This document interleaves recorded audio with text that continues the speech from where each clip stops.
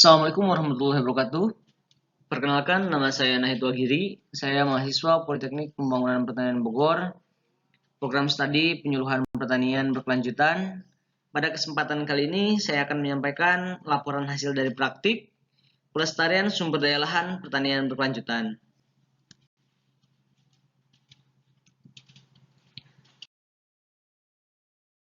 Lokasi praktikum yaitu berada di Kecamatan Mojonggambir, Kabupaten Tasikmalaya, Provinsi Jawa Barat.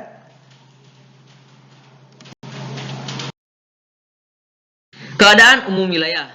Kecamatan Mojonggambir adalah salah satu kecamatan yang berada di Kabupaten Tasikmalaya. Dengan luas wilayah Kecamatan Mojonggambir adalah 122,61 km persegi. Ketinggian rata-rata 800 meter dari permukaan laut dengan curah hujan rata-rata 171 mm dan keadaan suhu rata-rata 25 derajat Celcius. Luas lahan sawah berada di Kecamatan Mojonggambir yaitu 1.668 hektar. Kemudian lahan pertanian non sawah 6.213 hektar dan lahan non pertanian 4.491 hektar. Pada kesempatan kali ini yang ingin saya laporkan yaitu mengenai yang pertama, praktek evaluasi sumber daya lahan. Evaluasi sumber daya lahan merupakan suatu proses untuk menduga potensi suatu sumber daya lahan untuk berbagai penggunaannya. Evaluasi lahan meliputi interpretasi data fisik kimia tanah, potensi penggunaan lahan sekarang dan sebelumnya. Kemudian untuk yang selanjutnya itu adalah penentuan status daya dukung lahan, yaitu menghitung nominal daya dukung kebutuhan masyarakat untuk hidup layak, serta kebutuhan lahan yang dibutuhkan oleh masyarakat untuk hidup layak. Untuk selanjutnya itu adalah pencemaran dan degradasi lahan yang terjadi di Kecamatan Mojonggambir. Evaluasi sumber daya lahan berdasarkan dari hasil perhitungan bahwa didapat nilai sebagai berikut. Yang pertama, yang kita evaluasi di sini yaitu adalah evaluasi lahan sawah yang berada di Kecamatan Mojonggambir.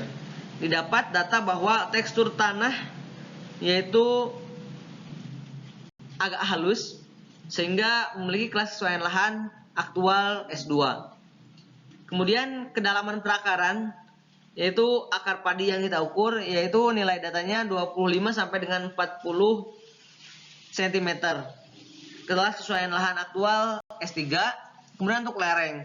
Untuk lereng wilayah Kecamatan Mojonggambir yaitu berkisar 5 sampai 8 derajat Celcius sehingga kelas kesesuaian lahannya itu ada pada posisi S3. Sehingga aktualnya yaitu di S3. Kemudian kelas kesesuaian lahan potensial yaitu potensial di S2. Sehingga Kecamatan Mojonggambir akan memiliki lahan kesesuaian lahan potensial apabila terdapat perbaikan-perbaikan. Seperti halnya karena wilayahnya wilayah berlereng, maka diperlukan tracering di area pesawahan sehingga lahan tersebut bisa ditanami. Selanjutnya yaitu adalah penentuan status daya dukung lahan, di mana data dihasilkan dari nominal sumber daya alam yang ada. Yang pertama yaitu ketersediaan lahan di Kecamatan Mojonggambir, yaitu terdapat 9.165,537 hektar. Sementara untuk kebutuhan lahan untuk hidup layak, yaitu 0,28 hektar. Dan kebutuhan lahan, yaitu jumlah penduduk dikali dengan kebutuhan hidup layak, yaitu dengan jumlah penduduk 40.680 orang, terus dengan kebutuhan hidup layak yaitu 0,8286 hektar, sehingga kebutuhan lahan yang dibutuhkan yaitu 11.634,48 hektar. Yang selanjutnya yaitu adalah berdasarkan hasil perhitungan yang diperoleh dapat disimpulkan nilai ketersediaan dan kebutuhan lahan sebagai berikut.